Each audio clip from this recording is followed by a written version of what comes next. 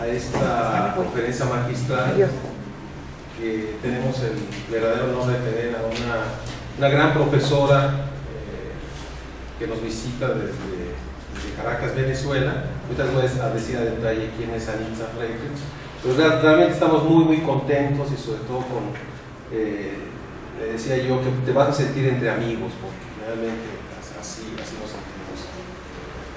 Primero que nada, bueno, muchísimas gracias a nuestros colegas del Colegio Morelos, quienes amablemente accedieron a prestarnos sus instalaciones. Agradecemos a todos ustedes el que hayan aceptado venir, no se van a arrepentir. Esperamos que vamos a tener una presentación muy importante, y les quiero comentar un poquito.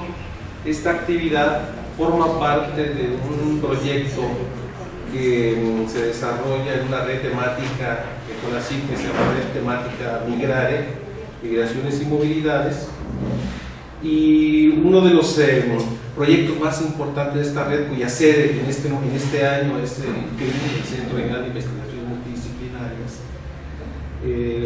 es un proyecto sobre precisamente la crisis y la migración de población venezolana, y tiene un subtítulo que es entre la desprotección y la inseguridad jurídica en ciudades latinoamericanas. Y precisamente la doctora Freites vino a esa reunión. Dijimos, no, tenemos que aprovechar su experiencia y su conocimiento del tema, y este fin de semana se van a tener una serie de presentaciones que concluyen en una mesa redonda abierta el lunes 22 de octubre en la Coordinación de Humanidades, en donde se van a hacer la presentación de este proyecto, con una mesa redonda que lleva por título Crisis y Migración de Población Venezolana, Retos y Desafíos para América Latina. Para la red Migrare fue muy importante la respuesta tan entusiasta que hubo ante una convocatoria de estudiar un fenómeno que es muy importante en este momento en América Latina, y que desinteresadamente muchos investigadores expertos de distintos países, les voy a comentar de qué países son. Bueno, la doctora Freites de Venezuela, de Colombia, Uruguay,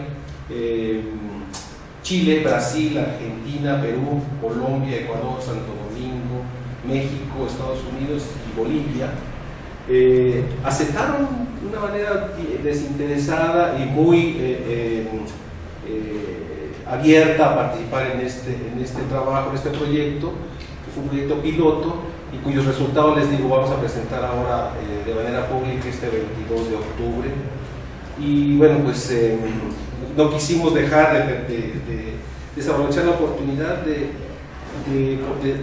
pedirle a la doctora Anitza Freites que nos ofreciera una conferencia. Evidentemente su conferencia es sobre este tema, y yo les voy a dar rápido una semblanza de la doctora. Anitza Freites es profesora asociada de la Universidad Católica Andrés Bello y directora general del Instituto de Investigaciones Económicas y Sociales. Es licenciada en Geografía, egresada de la Universidad Central de Venezuela, con maestría en Estudios Sociales de la Población en el Centro Latinoamericano de Demografía, CELADO, y doctorado en Demografía por la Universidad Católica de Lovaina, en Bélgica. Tiene una larga lista impresionante de publicaciones. Destaco nada más la última, que es Venezuela, Vivir a Medias, que es precisamente la encuesta nacional de condiciones de vida de 2015, de la cual ella es actualmente la coordinadora. Fue integrante de la delegación oficial de Venezuela en la Conferencia Internacional de Población y Desarrollo en el Cairo. Ha realizado como consultora diversos trabajos para el Ministerio de Planificación y Desarrollo, el Instituto Nacional de Estadística, el Fondo de Población de Naciones Unidas, el Fondo de las Naciones Unidas para la Infancia y la División de Población de la Comisión Económica para América Latina. Ha sido invitada por el gobierno de Nicaragua para formar parte de la Misión Internacional de Evaluación Técnica del Censo. Es fundadora y presidenta de la Asociación Venezolana de Estudios de Población, ABEPO.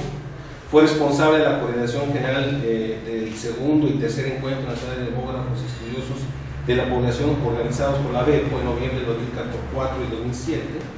Ha sido integrante del Consejo Directivo de la Asociación Latinoamericana de Población.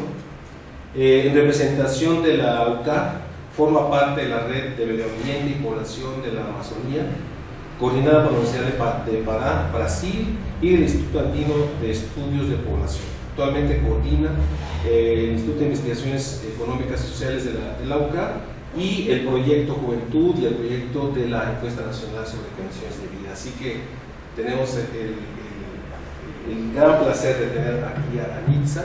Entonces la dinámica va a ser la siguiente: va a tener una presentación, después tendremos una sesión de preguntas para que la doctora nos pueda dar digamos, mayor oportunidad de tener respuesta a las preguntas, ¿no? Entonces, bienvenida Anitza y muchísimas gracias.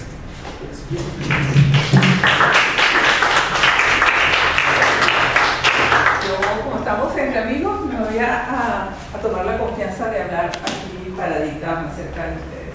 Quiero agradecer a Fernando por la presentación y por la oportunidad que me han brindado los organizadores de la Red Migrare de estar de nuevo en México. Siempre es un placer volver y de compartir con ustedes un poco lo que estamos trabajando respecto al tema migratorio y respecto a los estudios sobre condiciones de vida que estamos haciendo en Venezuela. Yo voy a realizar la presentación en 3 partes. En la primera parte, creo que es importante hacer una síntesis lo más estilizada posible de algunos hechos ocurridos en el país en términos de lo que han sido los cambios a nivel político, a nivel institucional, que han contribuido a que se vaya gestando el proceso de crisis que estamos viviendo en este momento. Para nosotros, estando en Venezuela, es difícil entender todo lo que está pasando. Creemos que los que están afuera, pues, cuesta todavía mucho más, de manera que dar este contexto yo creo que nos ayuda a entender por qué en este momento estamos enfrentando una de las peores crisis económicas y sociales, si no la peor, de la historia republicana de Venezuela, y la respuesta migratoria frente a esta situación de crisis. Entonces vamos a comenzar con esa presentación de lo que ha sido la configuración del contexto de crisis nacional. Nosotros finalizamos el siglo XX con 3 hechos que ya empezaban a delinear cambios importantes en todo el marco político e institucional de Venezuela. Uno, la elección de Hugo Chávez como presidente de la República. Hugo Chávez era militar, teniente coronel, había sido responsable de 2 golpes de Estado en los años 90 y sin embargo hizo una oferta electoral que fue atractiva en el año 1998 y ganó las elecciones con un 70% de los votos. De manera que, como dice el título de esa lámina, entre la ilusión por una democracia renovada, Venezuela a finales de los años 90 venía de vivir toda una década de gran inestabilidad política, gran conflictividad social, y Hugo Chávez hizo una oferta electoral que la sociedad venezolana de todos los estratos sociales la compró.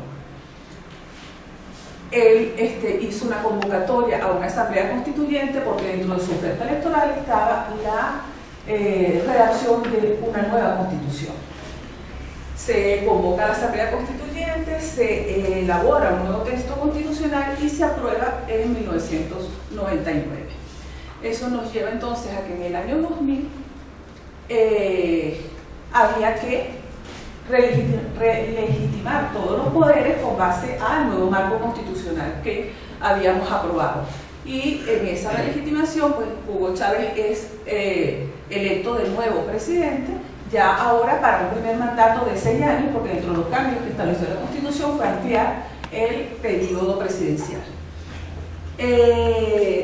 En el año 2001, la Asamblea Nacional le otorga al presidente Chávez la primera ley habilitante que le confiere poderes especiales para legislar rápidamente. El presidente Chávez no podía esperar los tiempos de la Asamblea Nacional para legislar y quería introducir una serie de cambios que a través de una ley habilitante eran más expeditos. Y esos cambios tenían que ver con la estatización de una serie de empresas y con la expropiación de tierras, con todo un proceso de reforma agraria que quería llevar adelante.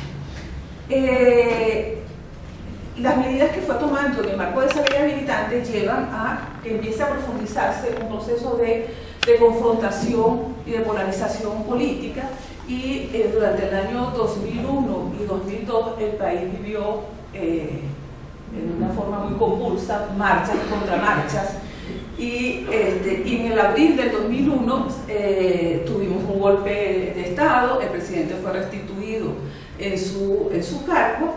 En diciembre del 2002 se convoca un paro petrolero que empieza en diciembre y dura 62 días. Fueron meses de una convivencia muy complicada, de gran conflictividad, y el presidente ya después del 2003 empieza a tomar otra serie de medidas que le permitieran recuperar, porque en medio de todo esto él fue perdiendo popularidad, ganaba adhesión por parte de los grupos más fieles a su orientación política, pero por otro lado empieza a perder popularidad. De ese 70% que lo llevó a la presidencia, empieza a perder popularidad. Una forma de rescatar un poco la popularidad es empezar a ocuparse más de funciones de gobierno que de los cambios institucionales que él necesitaba para implementar el modelo de país que él fue perfilando, como vamos a ir viendo a lo largo de esta cronología. Entonces, en el año entre el 2003 y el 2004, él implementa lo que vamos a ver más adelante en detalle, que son las misiones sociales. Ya entre el 2003 y el 2004 comienza a subir los precios de petróleo y empieza Venezuela a recuperarse en términos económicos. ¿Qué fueron las misiones sociales? Las misiones sociales fueron programas diseñados por el presidente Chávez para ser desarrollados fuera del marco institucional tradicional. Eran acciones en el marco de la salud, la educación, la seguridad social, que no se llevaron adelante dentro de los ministerios que estaban establecidos para ese propósito, sino a través de fundaciones que el propio presidente creó, que permitían manejar recursos extraordinarios de una forma más expedita, con agilidad en los trámites y donde él tuviese mayor gobernabilidad sobre las acciones directas. Esas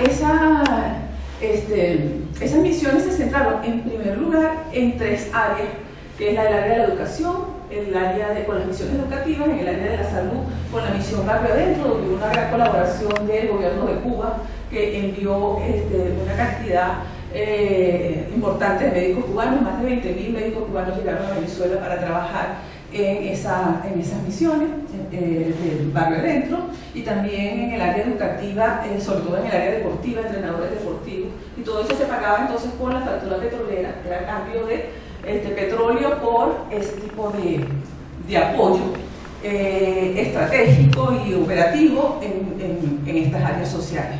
Esto le ayudó a recuperar popularidad, sobre todo en los sectores más desfavorecidos. Con ese oxígeno que las misiones ayudan a brindarle al presidente, va al referéndum del 2004 y gana el referéndum revocatorio y puede complementar su mandato.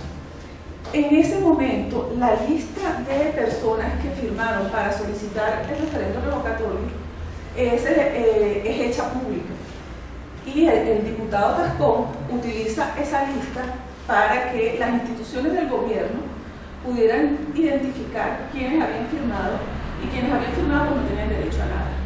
No tenían derecho a ser beneficiarios de ninguna misión educativa, no tenían derecho a ser beneficiarios de ningún programa de transferencia del Estado, porque todo esto hubiese estado, tanto en la lista Tascón como en la lista Maizanta, pues estaban vetados para poder tener acceso, eran traidores de la revolución, no podían tener ese tipo de beneficios. Con ese tipo de acciones empieza un proceso de persecución política en Venezuela que que ha durado hasta el presente, se ha sofisticado en sus procedimientos, pero que ha sido muy dañino para el proceso de convivencia que hemos tenido a lo largo ya de casi 20 años.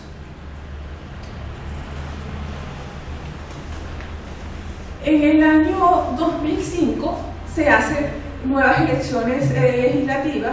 La oposición decide no participar en esas elecciones porque consideraba que ya con la experiencia del referendo revocatorio, el árbitro electoral, el Consejo Nacional Electoral, no daba muestras de imparcialidad. Se consideraba que el registro electoral estaba demasiado viciado, cosa que nosotros después pudimos comprobar en el 2006 que no era así. El problema de la mala práctica, por decirlo de alguna manera, del CNE no estaba en el registro electoral, estaba en el ventajismo que le concedía al oficialismo en el manejo de recursos durante toda la campaña. Era grosera la utilización de recursos del Estado para el desarrollo de las actividades de campaña. Dijo que ahí ha estado el ventajismo oficial y no tanto en el registro electoral. Hubo un trabajo realizado de auditoría del registro electoral realizado por 3 universidades del país en la cual participamos y pudimos poner en evidencia que realmente el porcentaje de inscritos que habían fallecido era mínimo, la duplicación de registros era mínima, o sea que la diferencia entre el resultado en el revocatorio, entre el sí y el no obedecía a un abultamiento del registro electoral. Estaba en otro sentido, estaba por ejemplo en las dádivas en el proceso de campaña a las personas que iban a votar, estaba en utilizar los vehículos del Estado para transportar a la gente para que fuese a votar, y ese tipo de prácticas. Ahí estaba el ventajismo. En el año entonces 2005 la oposición decide no ir y tenemos entonces una Asamblea Nacional 100% oficialista. Allí hubo un quiebre importante porque el chavismo concentra entonces el poder absoluto, porque en ese periodo en la Asamblea Nacional se nombran los representantes de los otros poderes públicos, se nombra un nuevo CNE. Entonces, ¿quién lo nombra? Esta Asamblea 100% oficialista, se nombra el Defensor del Pueblo, se nombra el Fiscal General de la República, se nombra el Contralor. Entonces, todos esos nombramientos hechos por una Asamblea 100% oficialista, pues obviamente que las personas designadas en esos cargos tenían la misma obligación. Entonces, en ese periodo queda el país completamente controlado por el chavismo.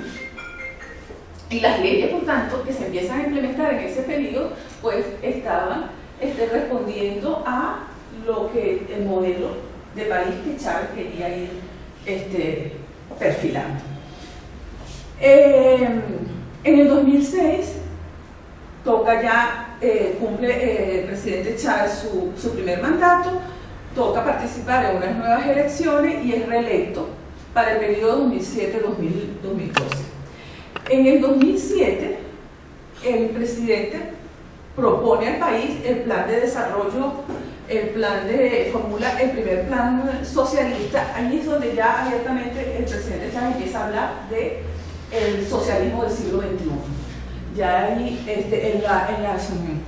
en la fundamentación del plan socialista, pues ya empieza a introducir una serie de conceptos, de planteamientos como la nueva geometría del poder, como el Estado comunal, como la propiedad social, o sea, una serie de conceptos que apuntaban a ya la implementación del modelo productivo socialista. Muchos de esos planteamientos coliden con el marco legal que nosotros teníamos, que es la Constitución de 1999. Entonces, el presidente propone una reforma constitucional para incorporar los cambios que eran necesarios para aprobar el plan de la nación y darle ejecución plena al plan socialista. Esa reforma del 2007 es rechazada por la población con esa pírrica, como decía el presidente Chávez, con esa pírrica diferencia, pero fue rechazada. ¿Qué hizo el presidente en respuesta a ese resultado? Le pide igualmente a la Asamblea Nacional que apruebe el plan y que le confiera otra ley habilitante. y a través de esa ley habilitante aprueba 26 decretos leyes donde cada uno de esos aspectos pues lo fue incorporando, violando la Constitución, porque la Constitución se supone que es el marco supra que, por el cual tendríamos que regirnos. Pero así fue, y ahí nuevamente otro quiebre de la institucionalidad venezolana. En el 2008, el presidente ya se prepara, porque ya los tiempos en revolución, de acuerdo a su parecer, los tiempos en revolución son prolongados, se necesita de más tiempo para poder ver gestarse los procesos. Ya según la Constitución del 99, él no podía aspirar a un tercer periodo, y entonces él propone en el año 2008 que se enmiende la Constitución para permitir la reelección indefinida. Y fue tan generoso que la enmienda no la propuso nada más para el cargo de la presidencia de la República, sino para todos. Entonces, bueno, me pueden reelegir a mí indefinidamente, pero también a todo el mundo que tenga un cargo de elección popular. Y esa enmienda fue aprobada. En el año 2010 se convocan a nuevas elecciones legislativas. En ese momento las fuerzas opositoras deciden participar, pero el oficialismo mantiene la mayoría.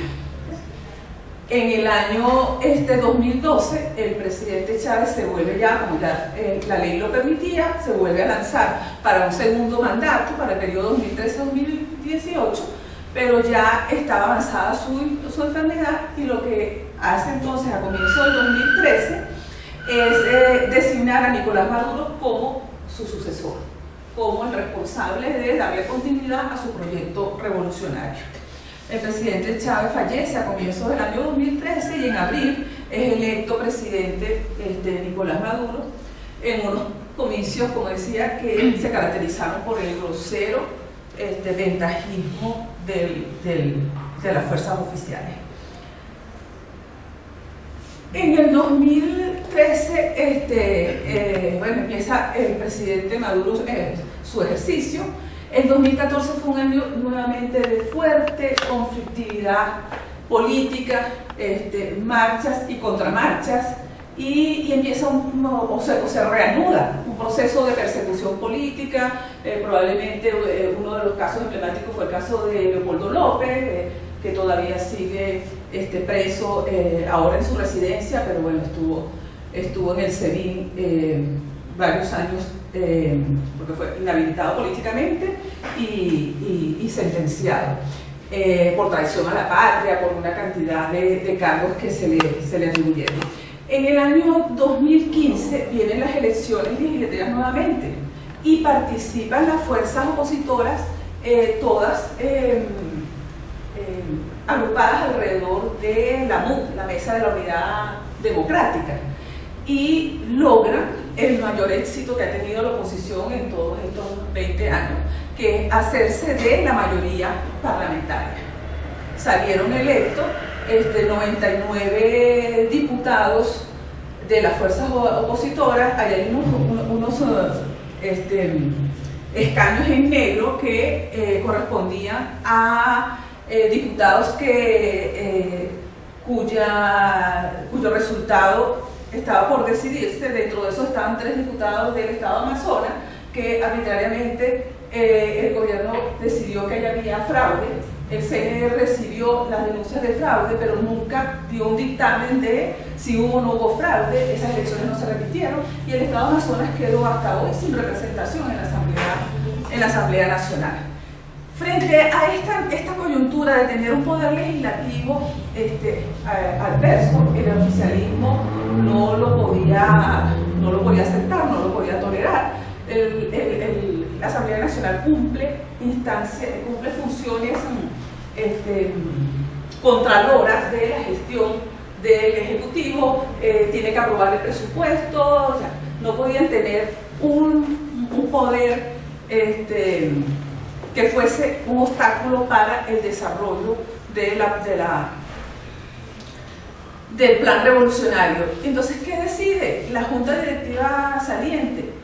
presidida por el teniente Diosdado Cabello, que fue aliado de Chávez en todo este proceso, decide en los últimos días de diciembre, antes de entregar la directiva de la Asamblea a la nueva Asamblea, resultado de esas elecciones del 2015, decide cambiar la composición del TCJ y nombra en forma inconstitucional, sin que cumpliesen con lo que la Constitución establece, que son los requisitos para el nombramiento de un magistrado en el máximo tribunal de la República, nombra, jubila a los que ya tenían el tiempo de jubilación e incorpora a nuevos magistrados oficialistas. Y entonces queda el TSJ constituido por 36 magistrados chavistas.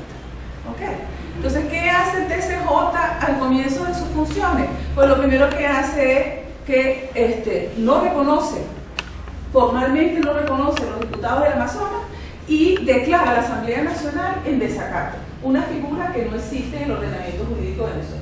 Entonces la Asamblea, mientras que esté en desacato, y no se sabe cómo se resuelve lo del desacato, mientras que está en desacato, ella no puede tener ese papel de contralora del Poder Ejecutivo. Entonces, ¿quién aprueba el presupuesto de la nación? El TSJ. ¿A quién le rinde cuentas el informe del Estado de la Nación que se entrega anualmente? ¿A quién se lo rinde el presidente? Al TSJ. Entonces, todo eso procediendo en forma ajena al marco constitucional. Para colocarle la guinda al proceso, viene el sector opositor y reúne las firmas para solicitar el referendo revocatorio del mandato del presidente Maduro, que ya había llegado a la mitad del periodo. ¿Qué hace el TSJ? No reconoce esa solicitud de referendo revocatorio y vienen y convoca el presidente Maduro en forma fraudulenta a una Asamblea Nacional Constituyente que tendría entonces la responsabilidad de elaborar un nuevo texto constitucional, y eso lo va a hacer en un tiempo indefinido. La Asamblea Nacional Constituyente se conformó el año pasado, hasta el presente no sabemos cuánto ha avanzado en la elaboración de ese texto constitucional y estamos como en un limbo jurídico, porque se supone que ya la Constitución de 1999 tiene cantado un preaviso, como dicen en el tema, en el argot laboral, el preaviso, porque ella va a cesar en sus funciones. Se adelantaron las elecciones presidenciales en este año, correspondía hacer las elecciones en diciembre del 2018, se adelantaron para mayo, pero eso no significó un recorte del mandato presidencial del presidente Maduro. El presidente Maduro, aún si no hubiese ganado las elecciones en mayo, él estaría de todas maneras con un presidente electo adverso, él seguiría hasta febrero del 2019 ejerciendo sus funciones como presidente. Pero bueno, nada, ganó en el mayo del 2018 y entonces él está cumpliendo ahorita el mandato, completando su mandato, su primer mandato, y va a continuar con su segundo mandato a partir de enero-febrero del 2019 y durará en principio hasta el 2024. Ese es un poco el panorama de los cambios político-institucionales que llevaron a la pérdida de la democracia en Venezuela. Nadie puede hablar en este momento que estamos en un país democrático, aunque el gobierno diga que es el país donde más elecciones se han celebrado en los últimos años. Eso no es un indicador del ejercicio de la democracia. Un indicador es la institucionalidad, la independencia de poderes. O sea, estamos en el peor momento de nuestra historia republicana en esa materia, en el contrabalance de poderes, en la independencia de los poderes. En ese panorama descrito de casi 2 décadas, pues hay una serie de cambios económicos y sociales que complementan la configuración de lo que hemos llamado el proceso de crisis nacional que enfrentamos en este momento. A lo largo de este tiempo nosotros tuvimos el ciclo de ingresos de bonanza petrolera más fabuloso de nuestra historia. Los precios del petróleo llegaron a los niveles más altos que han registrado en todo este tiempo, y el país pudo favorecerse por unas tasas de crecimiento del Producto Interno Bruto fabulosas a lo largo de los años entre 2004 y 2008, 2009 todavía. Se percibió un volumen de ingresos cuantioso. Entre el 2009 y 2015 se contabiliza que el gobierno revolucionario ha manejado 866.303 millones de dólares por exportaciones de petróleo. Cuando entonces uno ve la situación social y económica de este momento, uno encuentra que no se tradujo esos ingresos cuantiosos, fabulosos, en la construcción de un nivel de bienestar que fuese perdurable. Hubo transferencias que llegaron a los hogares porque hubo una expansión del consumo, eso uno lo reconoce, los indicadores lo demuestran, pero fueron mejoras coyunturales que en lo que cae el precio del petróleo, en lo que cae la dinámica económica en el país, como lo reflejan las tasas de crecimiento negativas que hemos registrado en los últimos años, negativas y altas, que hemos registrado en los últimos años, pues uno puede ir completando la comprensión del proceso de crisis actual. En este tiempo, a pesar de contar con los recursos que ha contado el gobierno nacional, y hablamos del gobierno nacional como una continuidad, porque realmente es la continuidad de lo mismo, en la presidencia de Chávez y la presidencia de Maduro, no pudo controlar la inflación porque, bueno, no tomó las medidas económicas necesarias para reducir el déficit fiscal, se basó su política económica en control de precios, estabilización de empresas,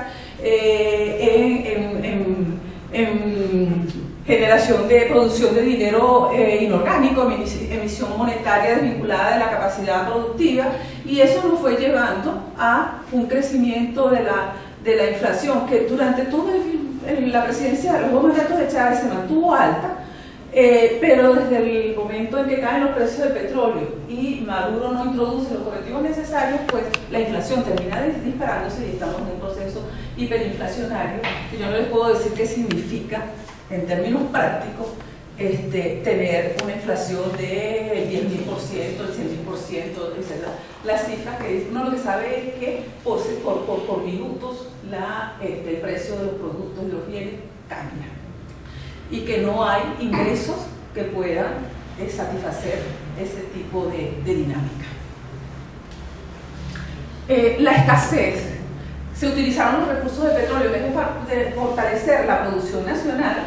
Lo que se hizo fue basarse en una política de importaciones que destruyó la base productiva industrial y agroindustrial y agrícola del país. Los productos importados se hacían artificialmente más baratos que los productos hechos en el país porque estaban subsidiados con las divisas del petróleo, de manera que en el momento en que empieza, la escasez se mantuvo alta. ¿Por qué se mantiene alta la escasez? Porque, bueno, tú mejoras la capacidad de consumo, pero no hay la producción necesaria para satisfacer ese consumo. Y luego cuando cae el chorro petrolero, pues tienes una industria y un sector agrícola empobrecido y destruido que no tiene capacidad para responder a la demanda. Entonces los niveles de escasez disparados, pero fíjense que los conocemos hasta el año 2013. Ahí vamos a ver para una serie de indicadores que el país está congelado en términos de producción estadística hasta el año 2012-2013, porque ya a partir de esa fecha, en la medida en que la situación se fue haciendo más adversa y eso se podía poner en evidencia con los indicadores producidos, con las estadísticas oficiales, el gobierno puso un cerco hermético y no entrega información. Y en los portales lo que hay es propaganda de cosas que el gobierno hace, pero no hay estadística. ¿Okay? Entonces no hay cómo hacer Contraloría Social. Por un lado el discurso dice que hay que hacer con la Contraloría Social, el poder del pueblo. Es Dice que todos los ministerios se llaman Ministerio del Poder Popular, porque eso era una de las bases de la reforma constitucional. El poder reside en el pueblo, el pueblo tiene que hacer la Contraloría Social, pero no hay información para hacer esa Contraloría Social. La Contraloría Social es, créeme que lo estamos haciendo. En materia de pobreza, ¿qué tenemos? Tenemos que cuando el presidente Chávez empieza en 1999 su primer mandato, el porcentaje de población pobre estaba alrededor del 50%. Hay un repunte de la situación de pobreza cuando el paro petrolero, el golpe de Estado, que son los años 2001, 2002 y 2003, que entonces llega al máximo de 61%.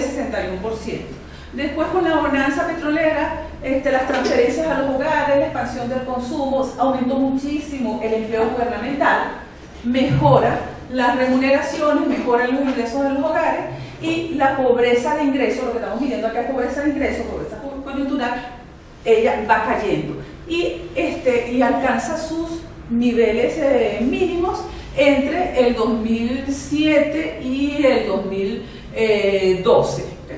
El 2013 ya repuntó ligeramente y hasta ahí llega la estadística oficial. ¿Qué pasó a partir del 2014? En vista de que ya ni en el 2012 ni en el 2013 nosotros teníamos acceso a los nosotros digo las universidades, la academia, a los microdatos, a la estadística oficial, acordamos entre 3 universidades que había que levantar información si nosotros queríamos hacerle seguimiento a esta situación de crisis. Y en ese acuerdo estuvimos la Universidad Católica Andrés Bello, la Universidad Central de Venezuela y la Universidad Simón Bolívar, 2 universidades nacionales públicas y una privada. Y se hizo la primera encuesta nacional sobre condiciones de vida en el 2014. Con esa encuesta pudimos registrar que el porcentaje de población en situación de pobreza alcanzaba un 53%. Y con las encuestas siguientes pueden ver la línea perpunteada en azul cómo se fue incrementando el porcentaje de población en situación de pobreza hasta llegar, según la encuesta del 2017, a un 91%. O sea, medida la situación de pobreza en términos de ingresos, la población venezolana está completamente empobrecida. Ya decimos que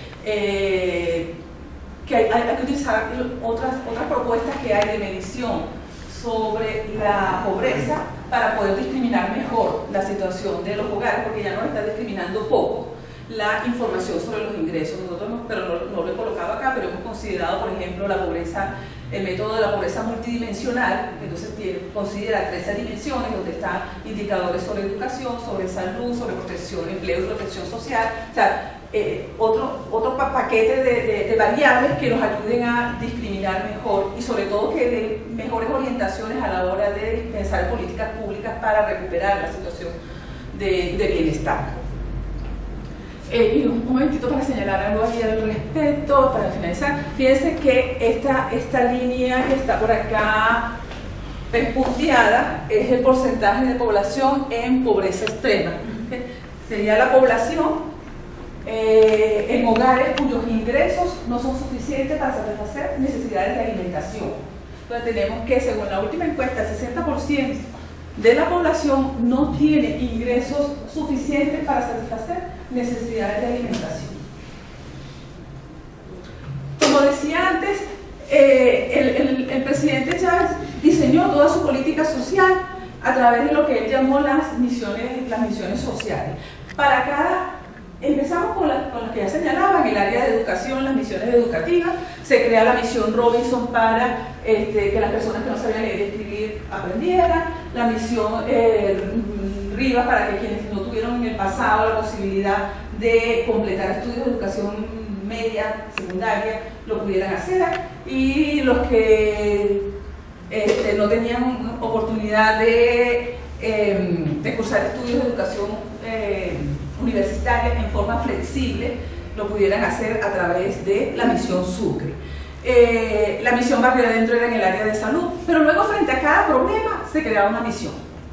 Entonces, los programas de transferencia para mujeres pobres en los sectores populares, entonces la misión Madres del Barrio, jóvenes de la patria, ahorita está la misión, gran misión Saber y Trabajo, ahorita está la misión Chamba Juvenil, hay un problema de desempleo juvenil, entonces la misión Chamba Juvenil, y así.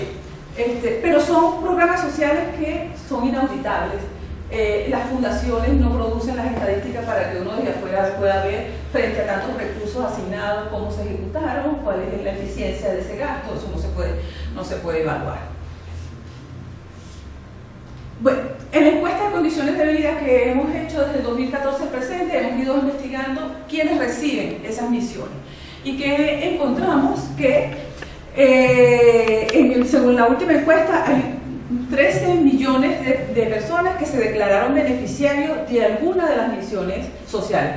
Son como, en la encuesta colocamos creo que 17 misiones para que la gente identifique de cuál de ellas es beneficiario. Pero hay muchas más que 17.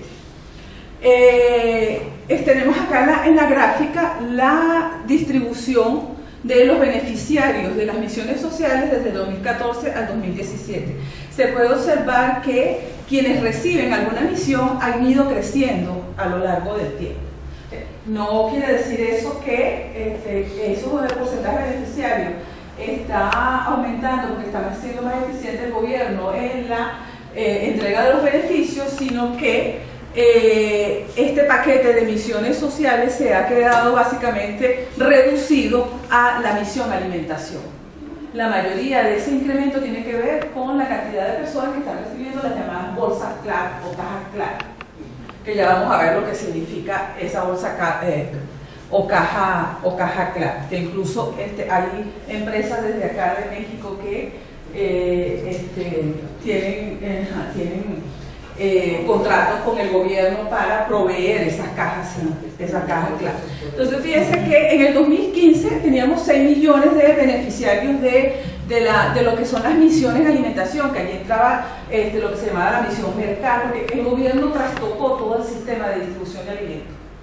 Los grandes supermercados los estatizó, los tomó bajo su coordinación, y también de las principales industrias productoras de alimentos les controlan la distribución.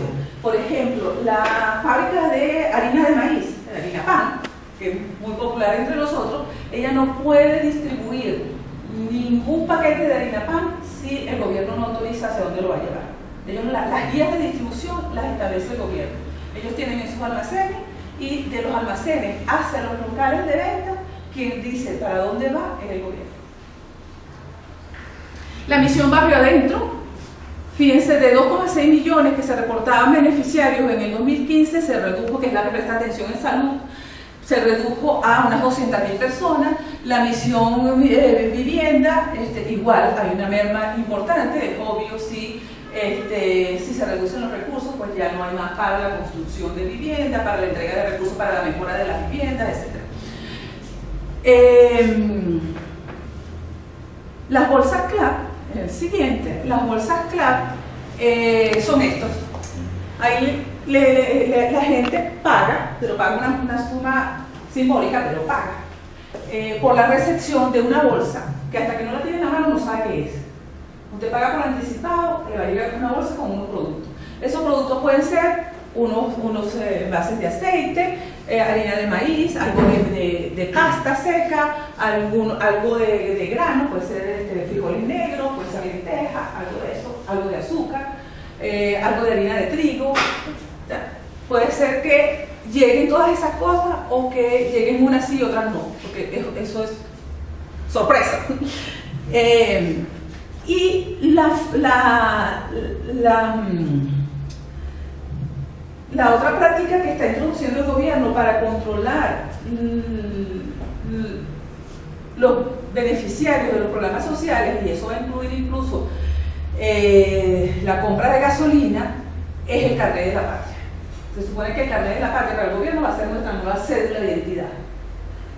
A través de, con la presentación del carnet de la patria, es que entonces se va a poder tener acceso a la bolsa CLAP, y se está montando la logística para que se está probando en la zona fronteriza para la compra de combustible mediante la presentación del carnet de la patria. Quienes tengan carnet de la patria son los que van a poder tener acceso a el subsidio que va a tener el combustible. Ahorita prácticamente el combustible es regalado, que no les puedo decir, es 0,00000 fracción de dólar. Es prácticamente regalado, entonces lo van a poner a un precio más cercano a lo que cuesta en Colombia, porque con eso se supone que se va a evitar el contrabando entre los dos países, y quienes van a poder comprarlo, no sé a qué precio, pero subsidiado en Venezuela, tienen que tener el carnet de la patria. Lo que encontramos cuando preguntamos en la encuesta de condiciones de vida quién tenía el carnet de la patria y lo cruzábamos con la información de lo que reciben las bolsas CLAR, los resultados arrojaban que había un 18% que recibía la bolsa CLAR y no tenía carnet de la patria. Nos toca ahorita ver que ya estamos levantando la encuesta del 2018, ya se está terminando, ver si estos resultados se han mantenido o han cambiado. Bueno, ¿qué ha pasado con la educación? El gobierno de Chávez empezó con una revolución educativa, un proyecto de escuelas bolivarianas, educación integral, jornada completa, con toda la dotación. Se supone que las misiones sociales ayudan a franquear esas barreras que pueden afectar el acceso a los distintos niveles de enseñanza, en la medida en que se mejoran los ingresos familiares, en la medida en que los hogares reciben una buena alimentación, acceso a la salud, seguridad, vivienda, etc.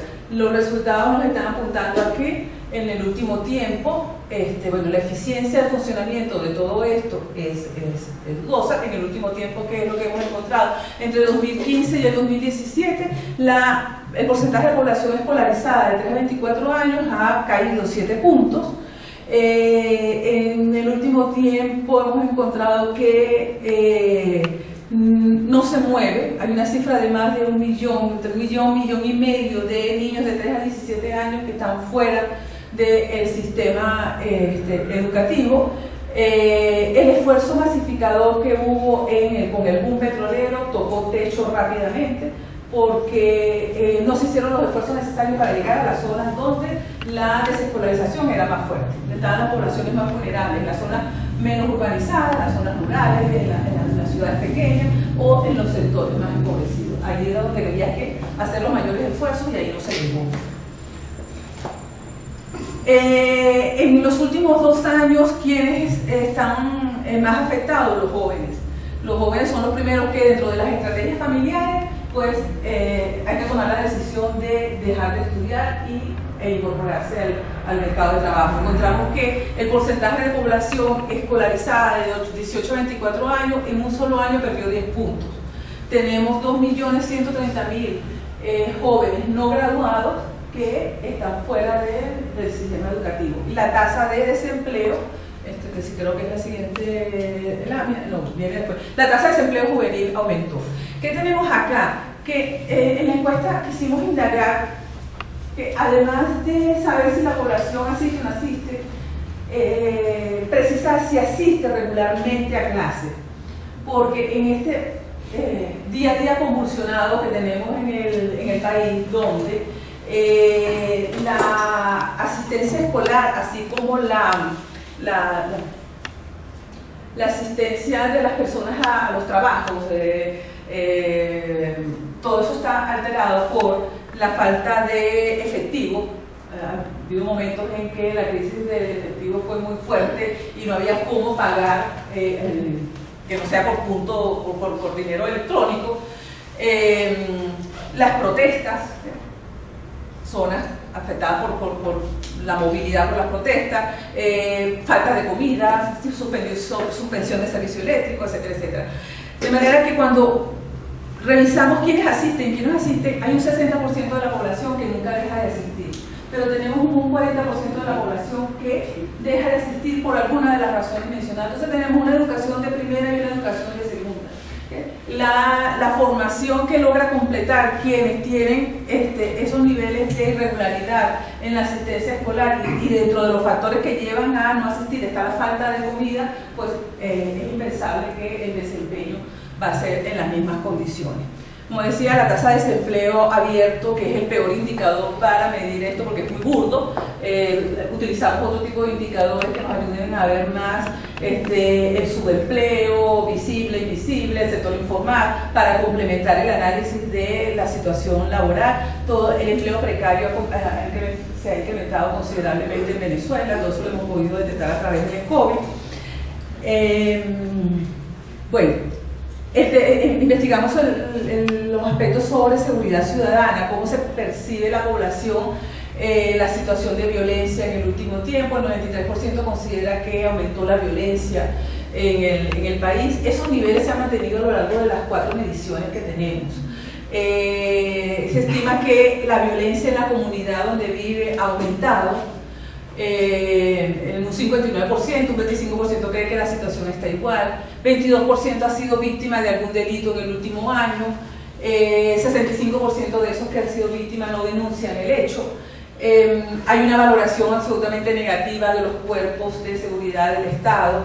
La gente confía más en la seguridad que le puede proporcionar a sus vecinos, en su comunidad, que las instituciones que deben prestar ese tipo de atención. El tema de alimentación también lo investigamos a través de la GENCOBI, y lo que encontramos es que la dieta de los venezolanos se ha deteriorado a lo largo de todos estos años, una dieta de baja calidad, donde están frecuentes son los carbohidratos. En esa bolsa CLAP no hay vegetales, en esa bolsa CLAP no hay proteína, de manera que si la familia se limita a comer lo que está en la bolsa, pues los nutrientes y las proteínas están ausentes. Y cuando uno ve toda esta información en detalle, ve cómo ha caído el consumo de huevos, el consumo de leche. Hay también una situación de hambre oculta, cerca del 20% de los entrevistados solo comen 2 o menos veces al día. El ingreso es suficiente, 89% ha declarado que el ingreso no le alcanza para la compra de comida, y combinando todas estas informaciones se pudo determinar la situación de seguridad alimentaria de los hogares, y encontramos que el 80% de los hogares presenta inseguridad alimentaria, porque se cumplen al menos de 3 de esas condiciones. El dinero no le alcanza, no le alcanza para comprar comida saludable, ha debido recortar el número de comidas, ha comido menos porque hay menos comida en el hogar, o porque no ha conseguido comprarla por la escasez. Bien, frente a todo eso, ¿qué queda? La opción migratoria. La opción migratoria ante la carencia severa de todo orden y la falta de respuesta institucional. Eso ha sido así en este momento, o sea, eso es así en este momento en Venezuela, y eso ha sido así en la historia de la humanidad. Cuando las poblaciones se enfrentan a situaciones dramáticas que atentan contra su sobrevivencia, migran. ¿Y dónde van a migrar? Hacia el vecino más cercano que le ayude a atenuar, a paliar esta situación de crisis. ¿Okay? En la COVID se incluyó una sección en la 2017, en las anteriores nosotros no habíamos investigado la inmigración. En la 2017 incluimos por primera vez una sección que apuntara a identificar en los hogares los miembros que en los últimos 5 años se habían ido a vivir al exterior. Eso lo ha hecho México durante mucho tiempo en sus encuestas y en los censos. Nosotros nunca lo habíamos hecho en el país. El país durante mucho tiempo fue un país de recepción de inmigrantes, y las fuentes de información estaban más orientadas a captar esa inmigración. No estaban orientadas a registrar la emigración. ¿Qué nos arrojó la ENCOBI? Que en 616.000 hogares se registraba al menos una persona que hubiese ido a vivir a otro país en los últimos 5 años. Hay un 42% que reportaba más de un miembro en el hogar que se hubiera ido a vivir fuera. De manera que el promedio de migrantes en esos hogares fue de 1,3. En términos del volumen de personas, la ENCOBI nos daba cuenta de 815.000 personas que se fueron a vivir entre el 2012 y el 2017 fuera de Venezuela. ¿Cómo está distribuido eso según años? Fíjense que entre el 2015 y el 2017, que es donde vemos que está como que el quiebre final de toda esta crisis institucional, política, económica, es donde se registra el 90% o más de la emigración venezolana captada de esta manera. Sabemos que esta forma de captar la emigración tiene debilidades, porque si el hogar se fue completo, estamos perdiendo la contabilidad de esas personas, pero es una forma de acercarlo. Probablemente el volumen es superior a los 800.000. Entonces, cuando comparamos los resultados de la INCOVID con los resultados, con las estimaciones que ha hecho Naciones Unidas recientemente, fíjense que Naciones Unidas para el año 2015 estimaba que el stock de venezolanos viviendo fuera era de 600.000, pero ya para el 2017 la estimación de Naciones Unidas apunta a 1.622.000 venezolanos viviendo afuera. O sea que prácticamente en 2 años hubo un incremento de 1 millón de venezolanos que salieron del país. A ver si voy a decir algo más ahí. ¿En la anterior? Bueno, que sí, la diferencia que podemos encontrar entonces entre la estimación que nos arroja INCOVID de Naciones Unidas puede tener que ver con la limitación que señalaba antes.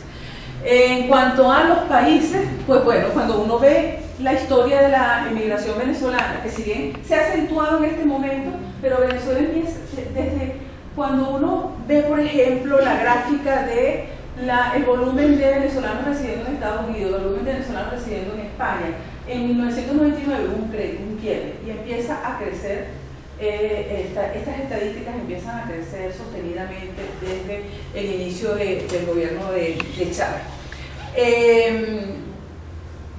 En esta situación de crisis, y dado que la decisión migratoria ya no se concentra en la población de mayor calificación en términos de su formación ocupacional, de su formación educativa, sino que ya ya transversalizó todo el espectro social, pues ya deja de ser Estados Unidos y España los principales destinos de esa migración venezolana, y es una migración más regional. Entonces, el primer país que aparece capitalizando esta migración venezolana más reciente es Colombia. Y bueno, podemos ver que entonces también Perú, Chile, o sea, la región latinoamericana la que está recibiendo a esta población. Cuando vemos la población que emigró a Estados Unidos en el orden de 77.000 y la que emigró a España en el orden de 34.000, cuando lo comparamos con lo que la encuesta de comunidades americanas está arrojando sobre el stock de venezolanos allá, pues coincide en la variación entre un año y otro. Y cuando vemos el padrón municipal de España, también coincide en ese periodo el incremento de venezolanos, se acerca bastante. Es que fuimos, como era la primera vez, fuimos a ver cómo consistenciamos nuestros resultados con otra fuente de información. Preguntamos cuáles eran las razones por las cuales esas personas se fueron a vivir fuera. Fíjense que durante un tiempo se hablaba mucho de la inseguridad en Venezuela, que había crecido, que era un tema que estaba impulsando, era un factor detonador de la decisión migratoria, pero en este último tiempo lo que está detonando esta respuesta migratoria es la necesidad de buscar trabajo para generar ingresos que permitan resolver las necesidades individuales y la de la familia que está dejando en Venezuela, o de la familia que se está llevando al lugar que está escogiendo como destino. Eso es 67%, esa fue la respuesta. Después está repartido el otro tercio en las otras razones.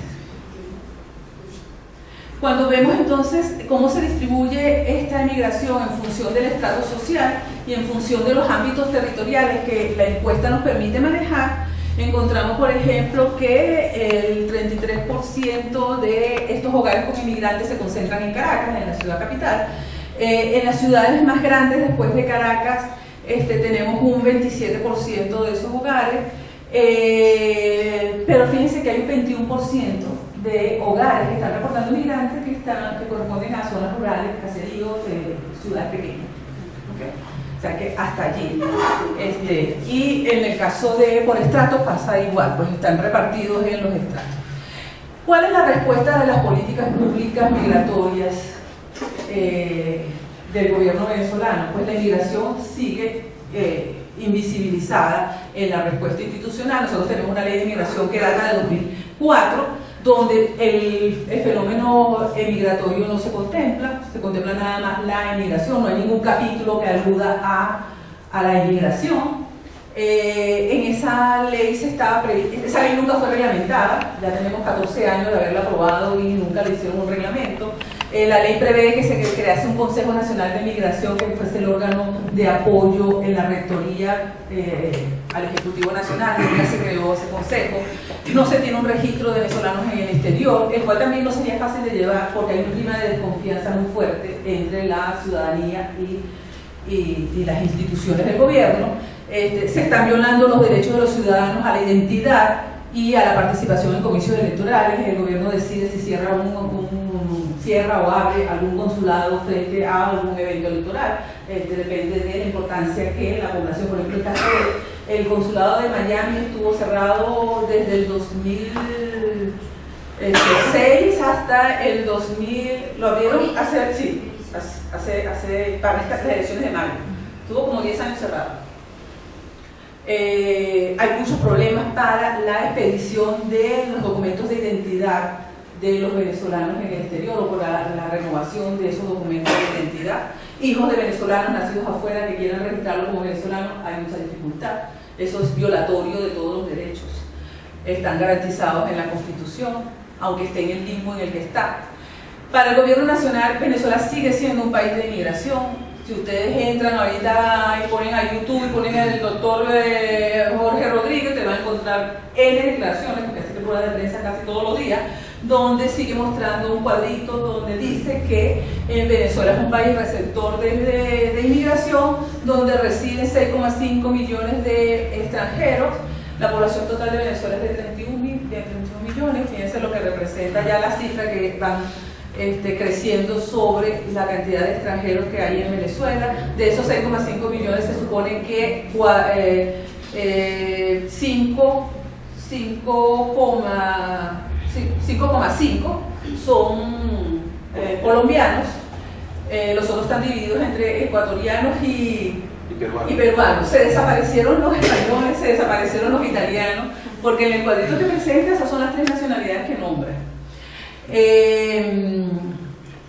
Pues el mismo doctor Rodríguez dice que la inmigración es un montaje mediático, es una olla que los países del Grupo de Lima han querido montar para seguir difamando al gobierno de Venezuela, y que de todas maneras ellos están llevando adelante el plan Vuelta a la Patria, a través del cual están gestionando, facilitando el regreso de personas que supuestamente están en los distintos países de la región, donde les ha ido mal porque se fueron a esos países atendiendo cantos de sirena.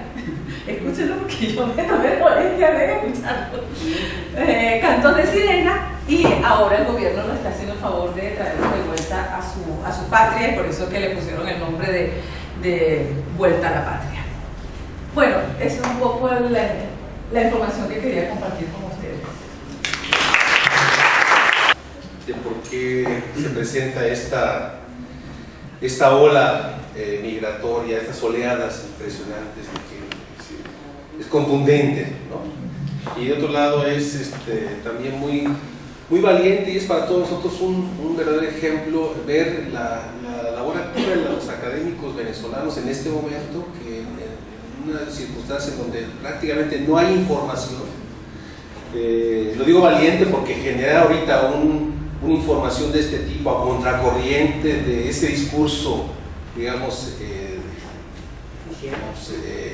tremendo del gobierno actual, es realmente una actitud muy, yo la llamo valiente, ¿no? Y bueno, en una circunstancia en donde efectivamente hay una digamos, narrativa en contra de los migrantes, ¿sí?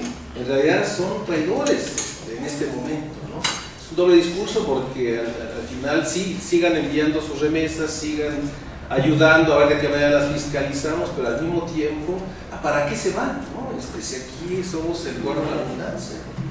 Entonces, bueno, le agradecemos muchísimo a la doctora Freites, a